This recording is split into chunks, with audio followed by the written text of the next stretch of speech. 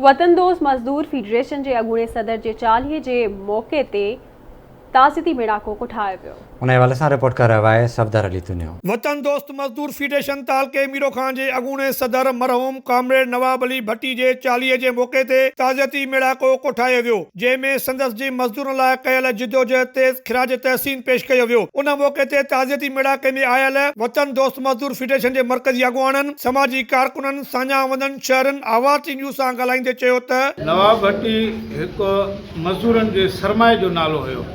वो मज़दूरनि जे लाइ पंहिंजी पूरी ज़िंदगी वक़फ़ कई ऐं जेको बि माना पोरत जो दर्द हूंदो हुयो उहो नवाब भट्टी पंहिंजे सीने में समाटियो। प्यारो लीडर हुयो ऐं जाखोड़ी हुयो ऐं लाड़काणे में वॾो साथी कयो हुयो।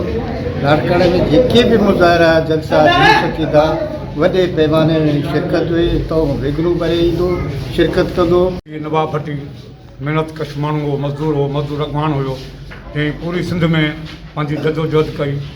ऐं मीरो खान तालके में राइस मिल न तनज़ीमूं बि ठाहियूं, जंहिंमें बीड़ी यूनियन हुई, टैक्सी यूनियन हुई, म्यूनसिपल एम्प्लॉइज़ यूनियन हुई, दर्जी यूनियन हुई, तामीरात यूनियन हुई, उहे ठाहियूं दोस्त।